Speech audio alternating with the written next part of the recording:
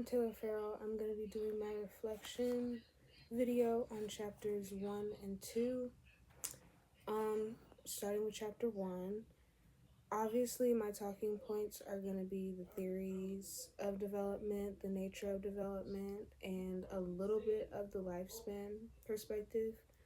But starting with like the theories, what I got from, definition of theory is a group of ideas that kind of help create or facilitate predictions that people might have.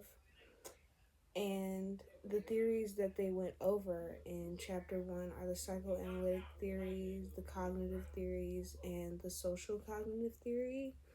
Well, just one of the social cognitive theories, but one of the psychoanalytic theories that they talked about were Freud's theories, where they had the 5 stages of psychosexual development, which were oral, anal, phallic, latency, and genital stage. Freud's was mostly like based on the sexual pleasures of a child. They weren't really talking about the actual development, really, not in my eyes, I don't think.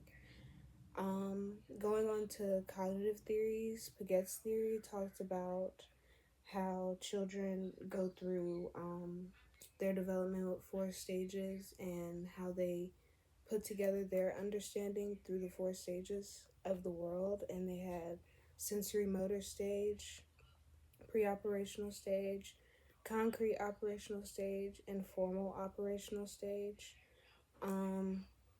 These 2 processes that Piaget thought that they went through were basically, like, I guess you could say, underlined through organization and adaptation.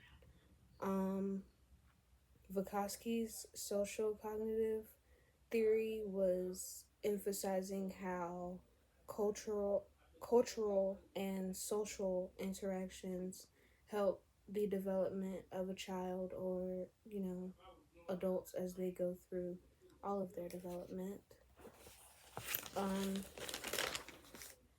We also had Skinner's operant condition.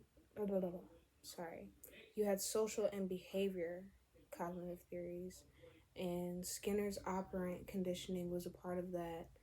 And that was really the development that emphasized like the pattern of the behavioral changes and really emphasized like the rewards and punishment part of it. Also, you had Bandura's, I think I'm saying that correctly, Bandura's social cognitive theory, which emphasized behavior and environment. And that was also a really big thing in the development theories. You also had the development issues that people went through. One of the popular ones is nature versus nurture. An example of that would be like if I knew my child was shy or they weren't as outgoing as other children, I could push them to go into sports and push them to go into other things to where they could learn how to socially interact with other children to where they're not losing that part of their development.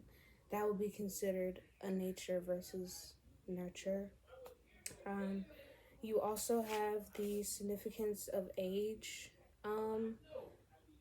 like, not phenomenon, but I guess like thing that they have where adults tend to be happier when they like get older because they have their strong relationships. They're not pressured as much to achieve as a young adult would, and they have much more like relaxing time than the normal adult would too.